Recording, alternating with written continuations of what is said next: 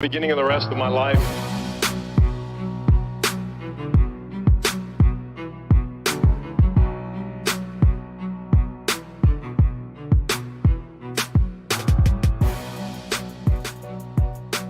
I got the meaning, and I got to write it down, because I don't want to forget it. Just win, baby.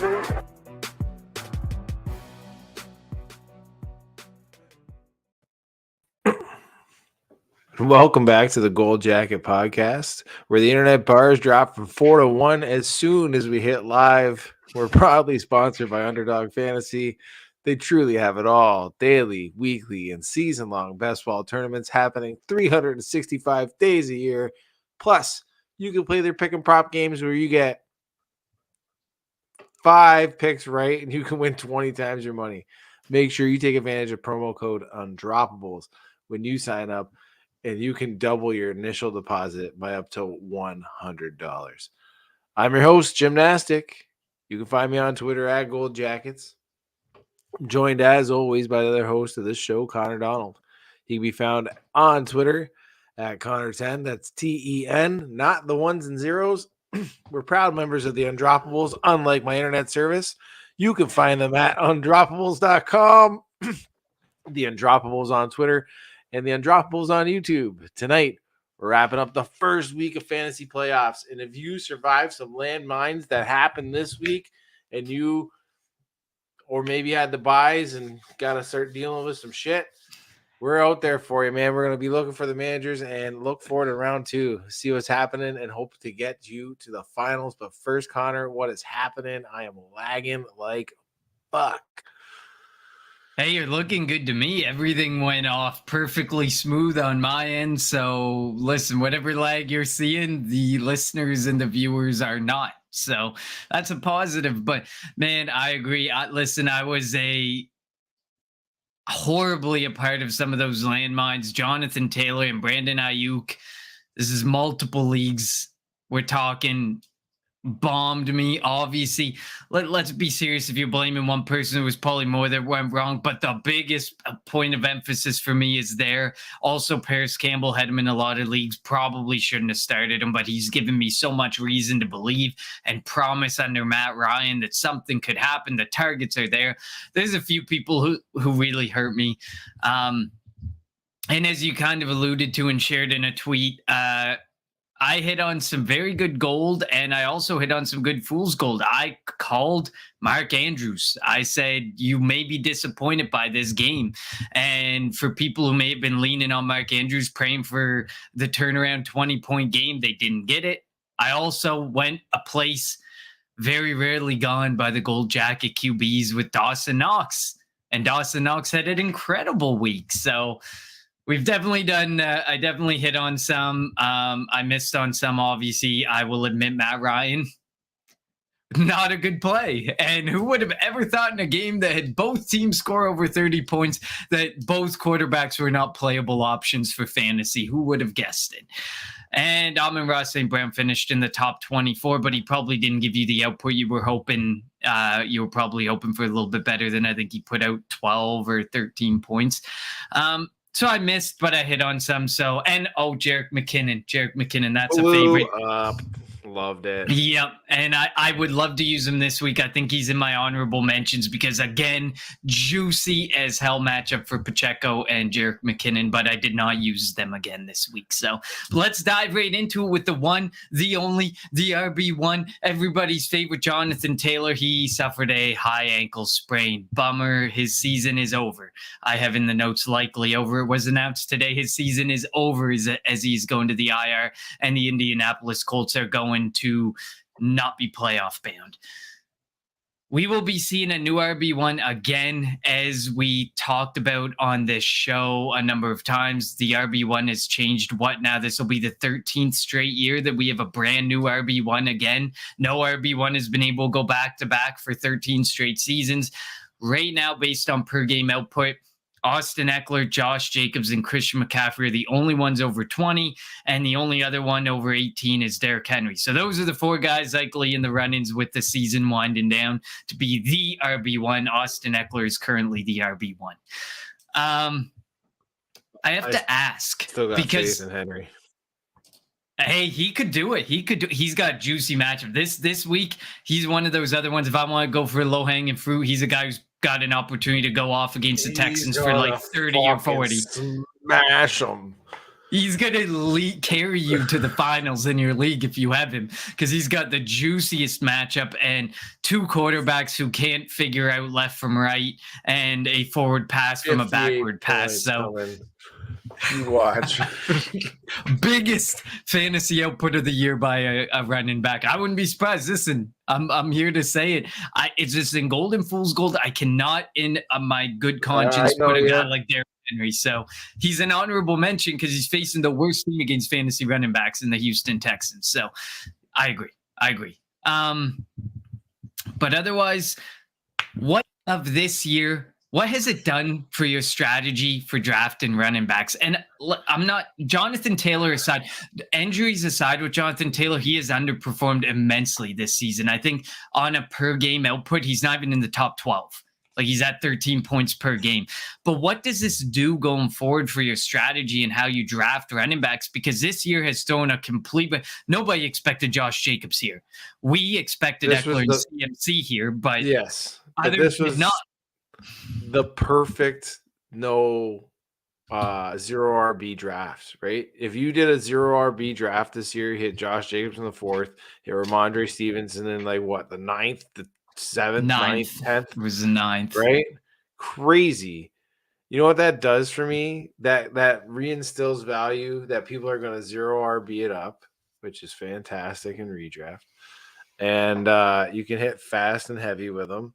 But what it does make me want to reassess is, as the changing landscape of the NFL, I kind of want to go with more juicy matchups. Like look more at where the targets are coming from, like who's efficient inside the 5, who's getting like not just red zone work, like inside the 5-yard work, how efficient they are, who's seeing passes, because we know passes are obviously more effective. Look at those teams, like you said, sneaky play when everyone thought it was Pacheco. Here's Connor Donald out and fucking shut your mouths and go get Jerick McKinnon on the waiver wire real quick before anybody even thinks about it. And because you know he's going to be a passing threat in that offense. Like that's going to make me think about, my late round dart throws a little bit different and who's going to be ascending. You know what I mean? Like those middle of the pack guys right now, who's your 8s, 9s, 10s that I can see make the leap to like the 3s, 4s, 2s, maybe even the 1s. Like, you know what I mean? Be in that conversation with the Ecklers, the CMCs, the Derrick Henrys this year. You know what I mean? As except for Derrick Henry, I think like everybody else is going to cycle their way down. Like it's almost like a FIFO rotation here.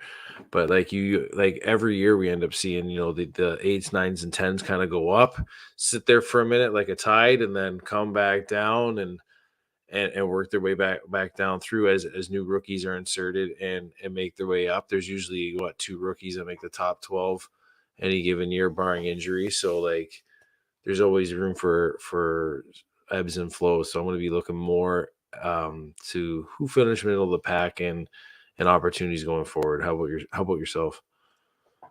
No, I agree with you. Like now, this makes me think that that running back dead zone is an area to maybe consider. A guy like Josh Jacobs, that way he was buried there. That was where he lived. I mean, just for the sake of the show, I'll roll out the top 12 RBs right now, just so that we're all aware of what we're talking about. It's Eckler, Jacobs, McCaffrey, Henry, Barkley, Chubb, Pollard, Stevenson, Jones, Aaron Jones, Dalvin Cook, Joe Mixon, Miles Sanders. And Miles Sanders, Aaron Jones, Ramondre was probably beyond the running back dead zone, but Miles Sanders, Aaron Jones, and Josh Jacobs made a living there. Them, David Montgomery, those were the guys that it was like, get your stud up at the top and avoid the middle of the pack, avoid this running back dead zone. We all know what happens. It feels like year over year, the running back dead zone is growing because, I mean, if you look at average output by these guys, you got Eckler, Jacobs, McCaffrey, Henry, all above 18. Then you got 17 and 16 coming from Barkley, Mixon, Chubb, Pollard, Breece Hall, Ramondre Stevenson. Then you got 15s are Jones and Cook. 14s are Leonard Fournette, James Conner, Miles Sanders, Alvin Kamara. But where's the running back dead zone from an average output perspective? Because some of these guys that have been there in that running back dead zone before average about 13 points per game. So now we're sitting here at the running back dead zone in a very similar spot, but it seems to be growing, and it seems like there's a lot more guys that end up landing in that running back dead zone. So now I think that, like, when people talk about the running back dead zone and get your stud at the top, now I might more consider looking there and go, like, you know, in the early rounds, get in that quarterback, establishing, if you're in a super flex league, establishing that firm quarterback, that Patrick Mahomes, that Josh Allen, that guy that you can trust will carry your team for the next 10 years minimum. And then look at wide receiver. Look at Justin Jefferson. Look what he's done this year. Look what Jamar Chase has done this year. These are guys that are no brain. Tyreek Hill.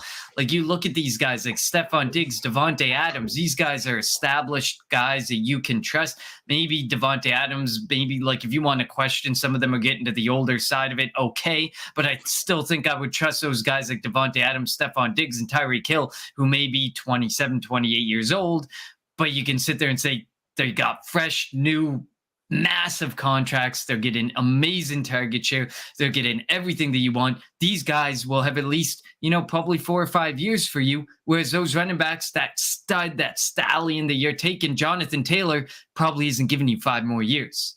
That's the nature of the beast and the reality of the situation, that I think you'll see more people start with definitely the quarterback. We know in Superflex leagues that's where everybody goes, but you will probably start to see a lot more of those wide receivers come off the board a lot quicker, because it just makes more sense and you can trust them more on a week-to-week basis. The volatility of the running back position this year has been absurd. I think last week I was looking at it.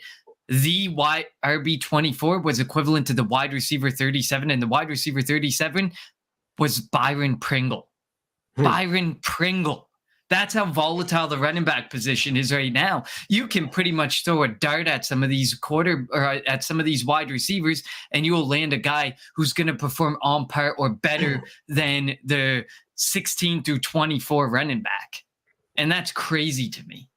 And it definitely should change the way you think about it. In dynasty startups, I always like to hit that. I was always a strong QB build and wide receiver early. And, like, because I always figured, like, they last longer in your dynasty leagues in your 3-year window. And, like, okay, if year one's the struggle fuck, year two you'll hit your running backs, whether it be through trade or in the draft, right? Like, that was always my strategy with it. But unless it's redraft, then redraft, you hammer those running backs early because they go down like motherfuckers. But in no way is this like a jab at, like, Jonathan Taylor owners, or like the saying wishing injuries upon anyone or saying any of that. It's just pointing out that it happens, and they're more frequently injured. They're more likely to be injured, and they have the shorter fantasy relevant career span, because some of them can have look at Jamal Williams. Like, some of these guys can go on forever, but Aaron Jones, even based on his age, Derrick Henry's 28 going on 29, if not 29 now. Like, some of these guys, their spans last forever, and they're still fantasy relevant right now, hanging on by a thread, but the cliff can come really quick for certain people, and you never know when that cliff is going to come for a running back.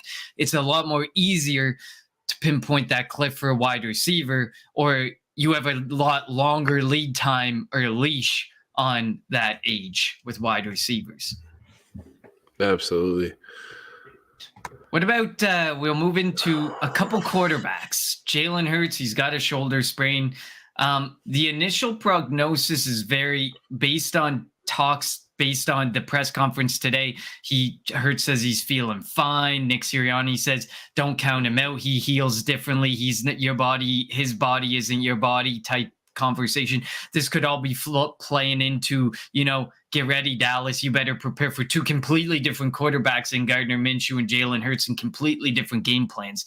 So it's very difficult to gauge But the initial prognosis really was that he was probably going to miss a minimum 1 week, probably 2 weeks, and it's a 1 win and you're in type situation for Philly. So if they win this week or they win next week, they're in, they get the bye. They don't even have to worry about putting Jalen Hurts back out there.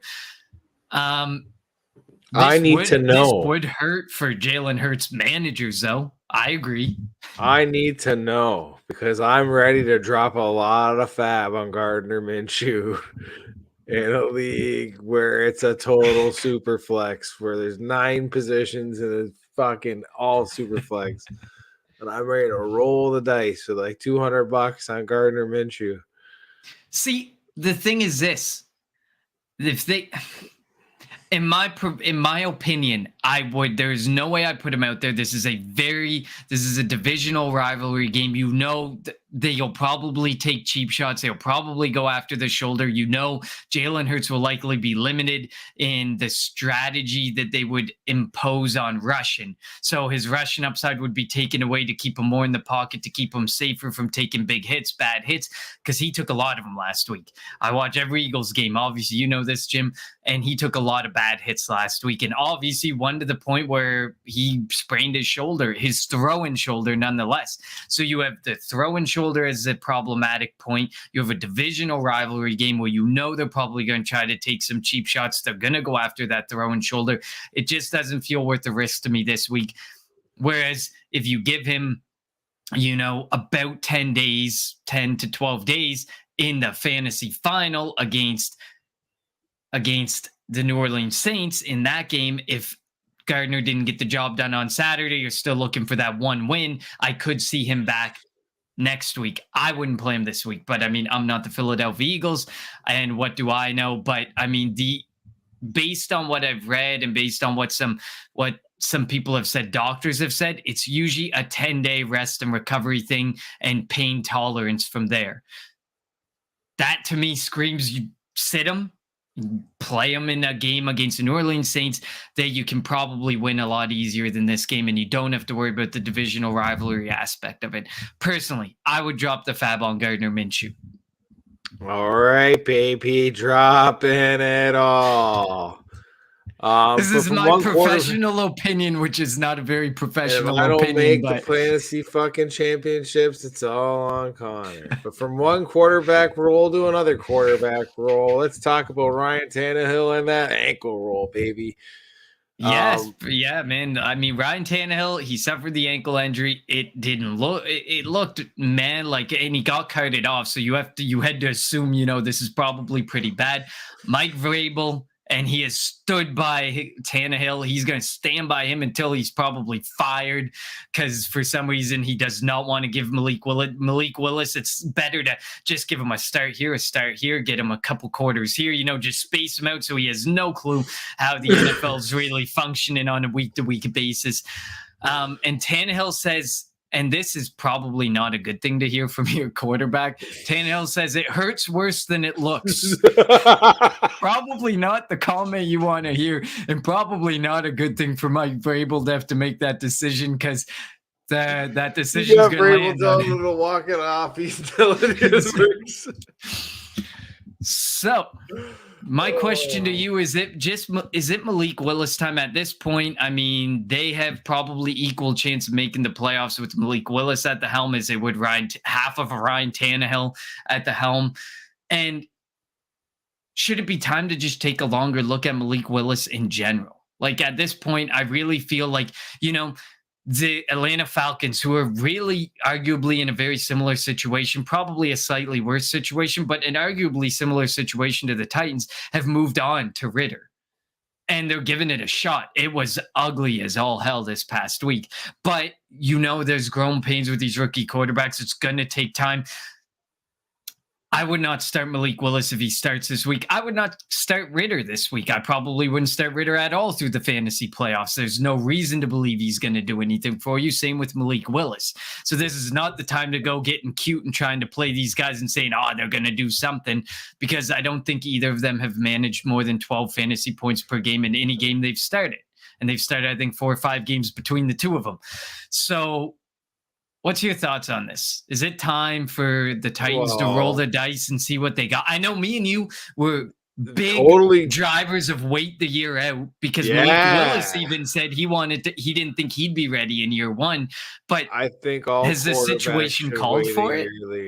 But I understand under unreasonable, unmitigating circumstances that you might have to play him because your quarterback Ryan Tannehill might not be able to go. You might not be able to effectively execute a game plan on an ankle that he doesn't want to put weight on. He's gonna, you know what I mean? Does he trust it?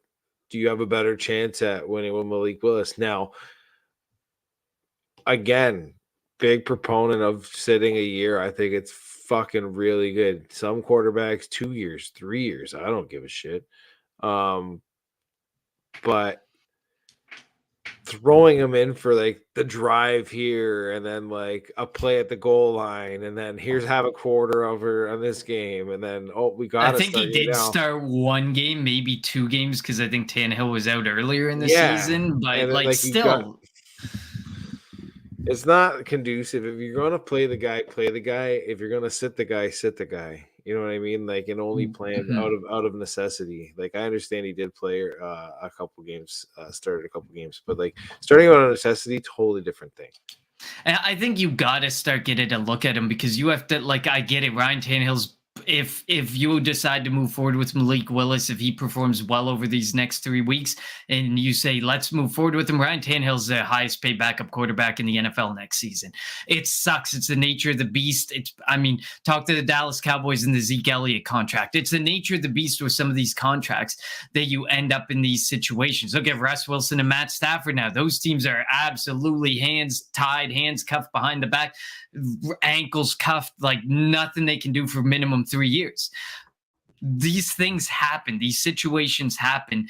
And if Malik Willis is the answer, or you think it's time to start looking to the future, you're tired of being a 500 or just above 500 team squeaking into the playoffs because you won in a really crappy division, a division that 2 of the teams have been rebuilding for the past 4 years. If you're tired of doing that and you want to see what you got in Malik Willis, I think it's a good opportunity for them to take advantage of. From a fantasy perspective, he's useless this year. From a fantasy perspective, he could be useless to start next season. But if you have a frustrated manager, they drafted this guy. They're paying a lot to Ryan Tannehill. I don't think they're going back to the well for a quarterback next year or in this offseason. I think there's something to be said about a buy low opportunity on Malik Willis and see what happens. Look at Geno Smith managers aren't complaining about the situation they got or the hand they got dealt this season, maybe last week. But for most of the season, they haven't cried over the situation they were dealt. So there's an opportunity like that you could buy low. If someone drafted him in the first round, there's of the rookie draft, which was insane to think that somebody would do, but I saw it happen. No, you're not going to get him cheap. But in one of my leagues, I got him at the front end of the 3rd round. Would I trade him for a 2nd rounder? Probably. Would I negotiate and be willing to move him? Absolutely. He is not someone I would sit there and say he's immovable or someone I wouldn't consider moving. I love it. Now, from one, that was another great segue there. If you would have just like took it in there and dropped Malik Willis and went from what you just dropped there with Geno Smith, I want to roll with that hot fire that you had. I mean, the quarterback wasn't exactly hot fire because that motherfucker eventually lost a 33-point lead. The fuck is wrong with you? That game was crazy. There was some of the weirdest losses. Like, look at that Patriots game. What the... Playing like you were losing the game when you could have just went to overtime. You still had a chance to win without lateraling the ball in a tie game scenario. Like, oh man. We had to do a pick 3, and my pick 3 games were I picked the Colts, the Dolphins, and the Cowboys. And I just shook my head, and Jules, he's like, you really picked the Colts over the Vikings? I'm like, Jules, they were up by 33 points at fucking one point. I'm like, it wasn't like it was a bad looking call. I'm like, it's literally the biggest blown lead in NFL history. Like, yeah, like I remember we talked about it on my Eagles podcast. I think the record was what? Teams 32? Up by 30. Minimum up by 30 were 154, 1-1. Yeah. What? Like, that is massive. Tag that as 154, 2-1 now. Right. And then the whole full circle thing of Frank Reich being the quarterback that comes in for the Bills that brings them back from the 32-point deficit to fucking win. And then him being fired as the head coach of the Colts and them now losing by 33 points to take the lead right after his firing. That's awesome. Full circle. Yeah, but we'll move into the Golden Fool's goal. I mean, that was crazy. Just some of those finishes were absolutely wild. This week, he's going from a fool to gold for me. It's Geno Smith. And I'm sorry, Jim, I think I pick on Kansas City on a weekly basis, but I also give some positives for them as well. I know, man. The defense has holes like a sieve. Smith delivered a QB 15 showing last week. So I did say he was going to be a fool. He was, I promise, a fool is outside the top 12. Gold is inside the top 12. He finished outside the top 12 and he didn't give you a performance you likely wanted, especially with all these injuries piling up at the quarterback position. For some of you, you may have been in a pinch where he was your QB1 and you were leaning on him majorly in the playoffs. But he's in line with the golden opportunity coming up. Only 3 quarterbacks all year have put up 20 or less against this Kansas City defense. Their names, Matt Ryan, who put up 19.5, Malik Willis in one of his start in a game where he came in for Tannehill, he put up 8, and Bryce Perkins, who put up 13.4. Every other quarterback has managed 20 points against this defense. Smith has a chance to land safely back in the top 12 this week, something he has done 8 times this season, including 5 straight before last week. So I took a pretty big dive into the deep end last week, saying he would be a fool. And in 7 straight, he has managed 15 plus, including 4 at 20 plus. So it feels like just a golden opportunity to look at a guy who's probably could put up 25 plus points and be a top 5 quarterback if everything rolls right. Fool's gold. Jumping off the deep end here because I know that Trevor Lawrence owners are absolutely going to ignore this call and play him, but he's going up against the New York Jets. Trevor Lawrence owners are riding some highs lately. He's now the quarterback 6 on the year after at some point, I think he was quarterback 16 to 18. It wasn't looking pretty.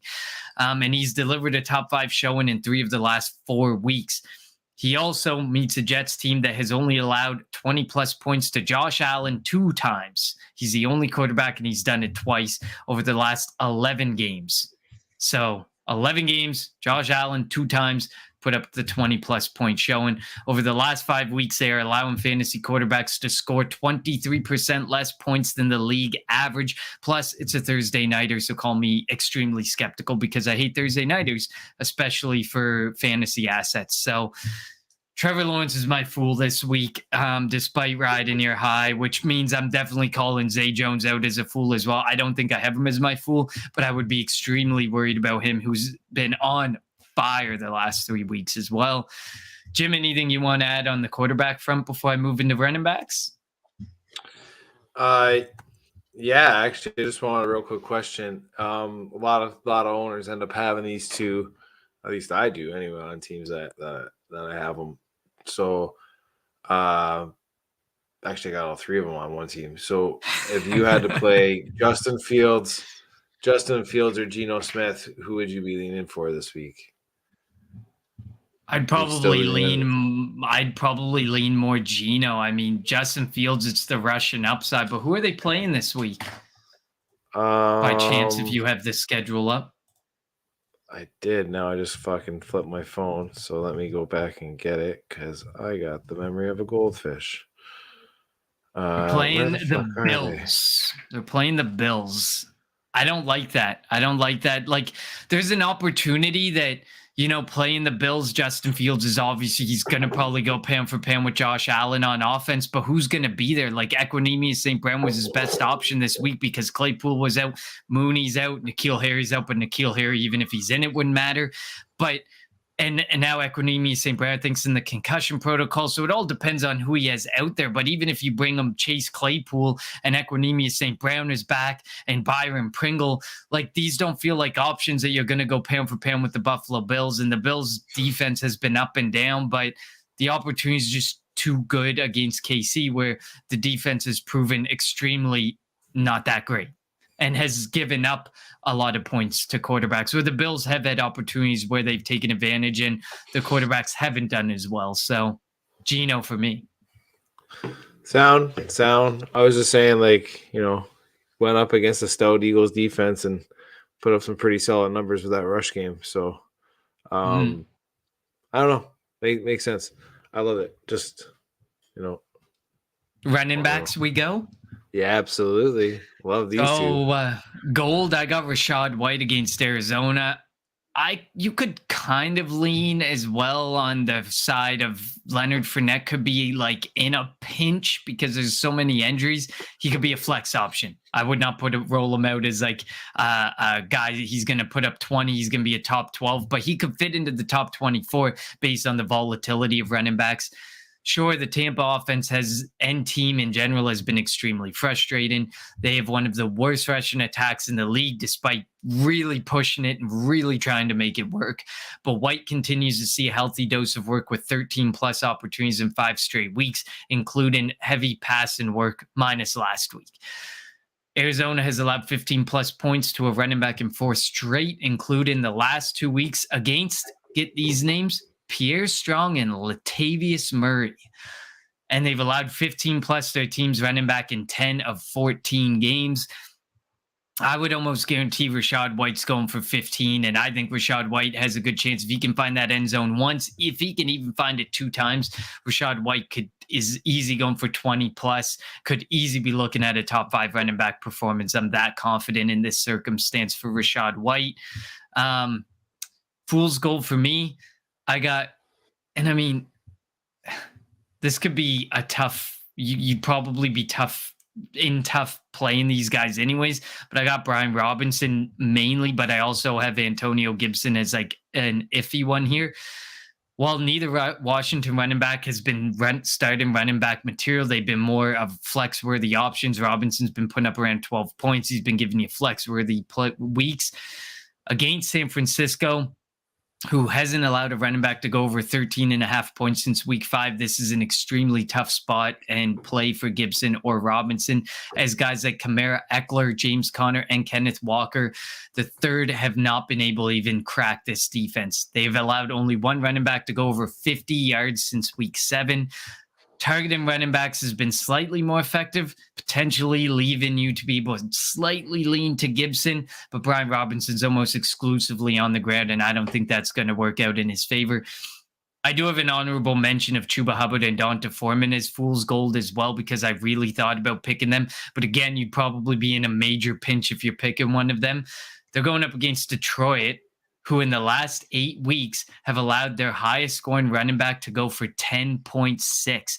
This includes matchups against Dalvin Cook, Aaron Jones, and Travis Etienne. So probably wouldn't play Carolina Panthers either.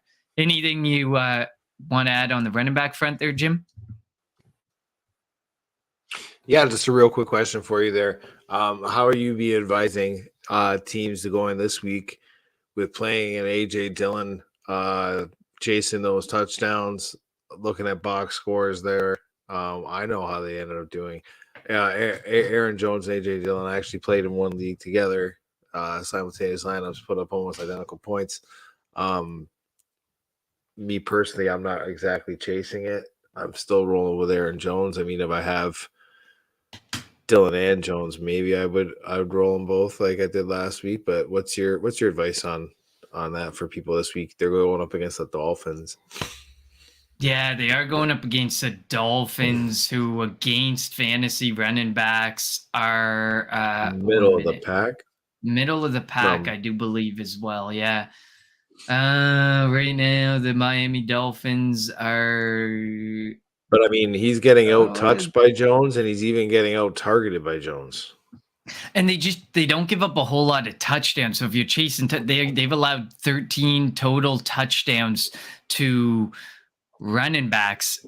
on the ground and through the air, 9 of them on the ground. So, and if you're chasing the touchdown with AJ Dillon, you're probably chasing the ground one. And the offense has just been so inefficient for Green Bay. It's ironic we talk about touchdown chasing because the tight end that I'm going way into the deep end with is someone who I will definitely, as a gold, would be chasing touchdowns. But I like it more going to the air up against this Miami Dolphins team, because there's a good chance that they're going to push you and they're going to make you put up points. And eventually I feel like Aaron Rodgers might just have to abandon a guy like AJ Dillon, but there's more of an opportunity for Aaron Jones. But I mean, they haven't really allowed a whole lot to the running back position. Like the best performance was Sorry, I have fantasy football points scored. That would change things. Okay, so the Dolphins are 10th worst. Okay, this makes more sense. They still aren't giving up a ton of touchdowns, though. They, especially on the ground, they're not giving up a lot of yards either. That's like a major thing. They're not giving up a lot of yards to these running backs. The best performances over the last few weeks have been Christian McCaffrey and Austin Eckler. So it's tough. The last 5 weeks, they've given up 2 touchdowns on the ground to running backs. They've given up 4 through the air. I still stick by the point, like, I would probably play Aaron Jones, and hopefully you're not in the pinch where you have to play them both again. But if you have to and you want to chase a touchdown, it could end up biting you, though. Let's see Brandon Ayuk, see Paris Campbell. Like those types of situations. Jab at me there, eh? With the old gold wide receiver that I threw out there last week. That once I polished, turned into fool's gold. A little of that chocolate, you know, when you bite into it, it's got the foil around. It looks nice and shiny, like the loonies, and you get the chocolate inside. I stand by. I think Aaron Jones is the best option. AJ Dillon has proven just way too inconsistent for me here in the playoffs. You got to roll with what's working. In a pinch, people love what AJ Dillon put out for you last week, but in that same pinch, are we confident enough that he's going to do it 2 times in a row? Me, no, I'm not. I'm not either. Based on what I just laid out as well, just doesn't feel like the right spot to go. Well, Connor, I'm loving it so far. I've been taking a beating all fucking game, except for that Pacheco love and McKinnon love there. But let's keep the punching bag rolling here with your wide receivers and tell me who your fool's gold are. My gold is DJ Moore this week. And I mean, it's hard to believe that like I can still use him, but I still use him because there's a lot of people who week in and week out. I see people asking start sit questions all over my Twitter feed, and I still see DJ Moore as a guy that people are questioning. And I get it. I fully understand. But this will be DJ Moore and Sam Darnold's juiciest matchup together of the last 3 games that they've been playing together. Moore hasn't been peppered with targets like in the past, but he's been a lot more effective. He has 15 targets over the last 3 games, 4 of them in the red zone. Before Darnold, he saw only 5 red zone targets across 85 total targets. He has managed 2 top 24 showings over those 3 games with Sam Darnold at the helm, although there is that major dud in week 14 against Seattle where he put up a 0.6. But may be hard to believe that he has put up those 2 top 24 showings in the last 3 games with Sam Darnold as a starter. So it'll be interesting to see there. Detroit is one of 3 teams that is allowing 40 plus points to fantasy wide receivers, one of only 2 teams allowing 2,800 plus yards to wide receivers, and one of 3 teams allowing over 200 receptions to wide receivers. The matchups is too good. The matchups is way too good for me to sit there and say, worry about the bust potential. I think he gives you a top 24 showing, and I think he has the potential to get even top 12, even give you really good performance against the Detroit Lions. And the Detroit Lions are winning games, but they're being forced to put up a lot of points. There's just a lot of high scoring, so hopefully we see that again. Fool's gold for me. Sorry, Jim. Feels like a negative shot here, but I have some positives built within this. Yeah, my fool's gold with the fucking compliment sandwich over here. Let's go. Juju Smith-Schuster against Seattle. The Seahawks have been locking down wide receivers of late, allowing a team's top wide receiver to go over 15 points only 2 times in the last 7 weeks. And for many Ayuk managers, They may have been showing a first round exit at the expense of this secondary, or this team's glaring weaknesses elsewhere. This is a Travis Kelce week, and this is a Jerick McKinnon week. And if you feel like you have to put Pacheco in, you can put Pacheco in. Seattle ranks second worst against fantasy running backs and second worst against fantasy tight ends. So I'm feeling like, one of those 30 nights for Kelce and McKinnon, maybe from a point perspective. Like, it could be a really big night for the both of them in this matchup against Seattle. Special mention, don't touch any Tennessee Titan wide receivers. As I alluded to earlier, last time they faced Houston, the wide receivers combined for 4.6 total fantasy points, and they were all Robert Woods, all of them. This was the last time. It's King Henry is going to feast. Teams do not throw that much against the Texans, and they look like deceivingly really good against fantasy wide receivers, but it's just because you can absolutely abuse them on the ground. So like you said, Jim, earlier, King Henry's going to feast like 30 plus points for sure. And I mean, would I go as high as 50 plus? Probably not, but there's a chance that he could go that direction for sure. Anything you want to add on the running back front? No, but I do want to ask about wide receivers because that's wide receiver. That's what I was talking about. Sorry, I got off topic with Henry. Oh, that's what you were doing a punching bag for the Juju Smith. So actually, I do have a question, and it comes as a waiver wire question here. Do you have any faith or throwing any fab in a Marquise Goodwin for this type of situation this week, or a Cole Beasley if they're still on the waiver wire? And if so, how much fab? My thoughts on Buffalo. I've been an Alan Diggs or bust type of guy, and it has stood quite firmly true because you can't tell me you confidently start Davis or Knox or there's McKenzie. Another side to this. Now at this point in the stage of the game, is it not better to have certain aspects on your bench than your opposing team's lineup? Absolutely, I agree. Marquise, so looks like Lockett might go. He had successful surgery on a broken finger. I don't know how he's going to go. That's crazy to me. But he could see less looks. So Goodwin, if I had to pick one that I'd put more money or more fab on, I think it would be Goodwin over Beasley. But I'd probably be willing to go out there and say, looking at my opponent or looking at who my possible opponent could be in the finals and saying, I don't want their hands on this. And I would try and position myself to get them both if you can fit them on your roster, which at this point, everyone probably has IR situations where there's open roster spots or you're sitting on that one tight end, like, Albert O or something that you were praying would pan out and it never panned out. One of those guys. We all know that you can probably move on from them even in Dynasty, but for this situation, I would put more on Goodwin, but like, at this point, you look at what everybody else has or what the other people have that are in there. Yeah. And you decide what's best. And if you can afford to do them both and others aren't going to get in your way, definitely do it. Now, here's a part B where it doesn't pertain to anybody else's roster. He's on your roster. Are you comfortable starting Michael Gallup this week in a 3-wide receiver PPR league? Philadelphia is good against wide receivers. It's tough. Like you're talking about James Bradbury, you're talking about Darius Slay. If he's in the slot, you're talking about Avonte Maddox. And I mean, if the situation arises that Gardner Minshew is the starter, we probably don't see like a shootout like we might have been expecting if Jalen Hurts and Dak Prescott are going one-on-one. I don't know if I trust Michael Gallup. I don't know. I really don't know if I can do it.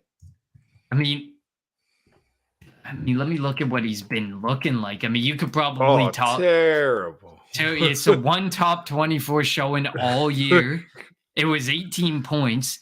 He dropped 1 last week. He dropped 6 the week before. He's been over 10 points only 3 times, and 2 of those were 10.4 and 11.3. And he's going up against this type of matchup in a secondary. No, absolutely not. Can't trust it. And the targets are there. Look, he's got 5, he's got 7, he's got 6, he's got 7, he's got 8, he's got 7, he's got 6. In the last 3 games, he's had 7, 6, and 2, and 6 red zone targets. And he's still doing nothing. And in that game, it is fair to point out, in that game where he was a top 24 wide receiver, he did have 2 touchdowns, but he had 4 receptions for 23 total receiving yards. Without those touchdowns, he completely bombs for you again. So no, you'd have to be in an absolute worst. I honestly the process I would is there put to Goodwin have in him, there. right? The process is to looking at his target share, looking at his usage. The play is there to play him. He's just absolutely shit in the bed. The trust isn't there. He's destroying you. If you're sitting there in a playoff situation, and you have to start 3 wide receivers, and he's one of them, I'm probably shitting my pants at the prospect of having to lean on him. He's a possibility in this situation. Marquise Goodwin has 2 top 24 showings, and to make matters worse, they were both top 12, where he put up 20 plus points. So, and his targets are 5, 6, 2, 3. He never saw more than 6. 6 was his best target game. But at least you can trust that the receiving yards might be there too. So the process is there for Gallup. The process is there for Goodwin. The truth is, Goodwin's likely the better fit because Lockett might not play. He might be a true game time decision. There's also the possibility that Lockett plays, is on the field a lot as an extra body that you have to account for, but might not see as many looks. And Goodwin could see those looks. I love it. Let's get to the worst part of the fucking show, the tight ends. Part that I really don't care because it's Kelsey or bust because he's 140 points ahead of fucking second place. I said, I hit Knox for you. I think, what was he, the tight end 2 or 3? And I used him and I rolled. And you know what I didn't do? And I hit Mark Andrews. Everybody probably said, screw you, I'm starting Mark Andrews, and they're probably hating their life right now. And man, you know what I didn't do? So I'm in a league with our friend Dan Brown and a bunch of our good friends there. And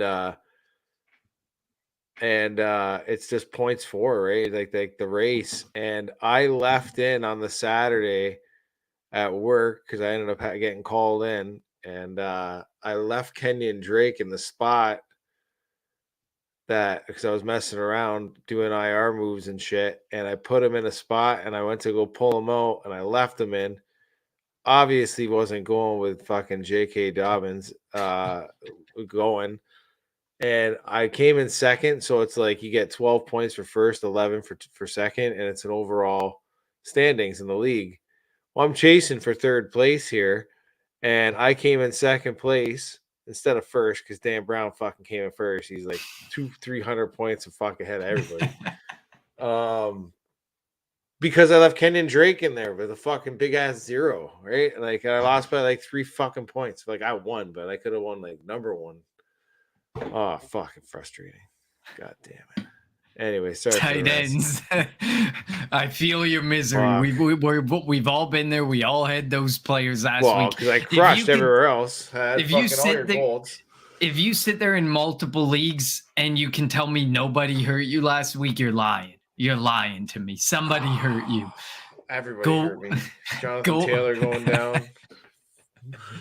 Brandon Ayuk, boy. Paris Campbell and the fucking Paris Campbell. Yeah, I've leaned on him throughout the season. Been so proud of that man. And tight end gold though. I got Robert Tonyan. I'm going way off the deep end here. You're probably sitting there and you're like, yeah, right. Up against the Miami Dolphins. Miami has allowed explosive games to Dawson Knox, Cole Kmet, and Jordan Atkins over the last 6 weeks. All of them going for 17 plus points. They've allowed 9 total tight ends to manage at least 10 points in 10 out of 14 games. Tanyan's usage has definitely been suspect in recent weeks, and you could be reaching here, but he has a real boom capability here in this matchup. Miami is allowing the second most touchdowns to tight ends. Here we are touchdown chasing, and third most fantasy points to tight ends. So I'd probably roll Robert Tonyan if you're in a pinch at the tight end position. Even if you're in a pinch at the flex position, I think he's going to put up at least 10 points. And there's an opportunity there for a lot more. Special mention goes out to my boy, who I think I mentioned back in like week 2, Juwan Johnson, tight end for New Orleans. Cleveland, they're going up against Cleveland this week. The matchup isn't necessarily great. Cleveland, I think, is top 12 against tight end position. But he is the tight end that is seeing that massive 20% touchdown rate season, that spike that drove them to the top of the tight end charts, the Dawson Knox of last year, the Robert Tonyan of the year before. He's 8th in red zone targets. He's 2nd in touchdowns among tight ends. He has touchdowns in 5 of his last 7, and anytime touchdown is almost a gimme for Juwan Johnson. And one of the games he actually left early due to injury and only got to play 50% of snaps, where he's generally actually playing closer to 90% of snaps. He's been a top 12 tight end in 4 of the last 5 games. So Juwan Johnson, someone I told you to go buy, someone I told you to grab off the waiver wire back in week 2 when we did the player to buy, player to sell in our emergent start, because we usually do an emergent start for the first 6 to 8 weeks. He was my emergent start back in, I think, week 2. So you need someone who maybe in this offseason you could be selling extremely high on, or you could be selling in general because you probably got him for nothing. Fool's gold, I go on to the flip side of the ball, and I go David Njoku up against the New Orleans Saints. Only one tight end has managed 10 points, over 10 points against his defense, and 3 have reached 9+ points against the Saints' middle of the field defense.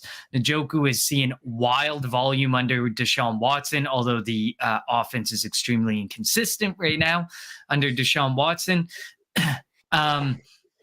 He has 3 straight weeks of 6+ targets, including 8 of 22 targets coming in that all-important red zone.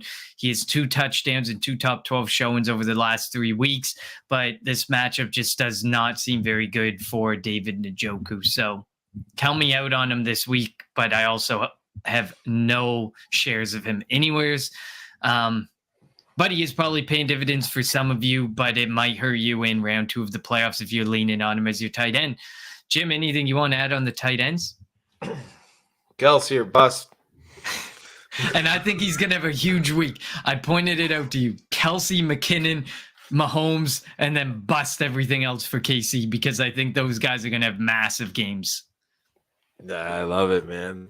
This has been another fantastic week, Connor. I hope to God that the gold keeps rolling and flowing, and the fools keep on fucking joking. This has been awesome.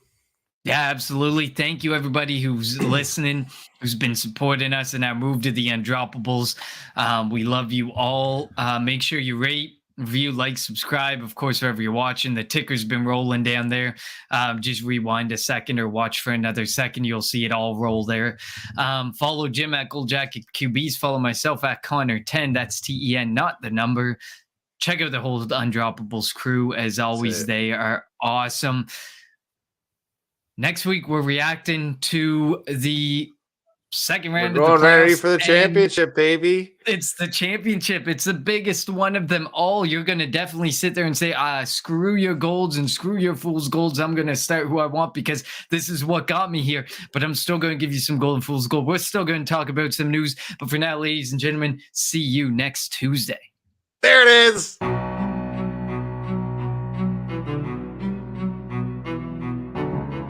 This is a beginning point. This is the beginning of the rest of my life.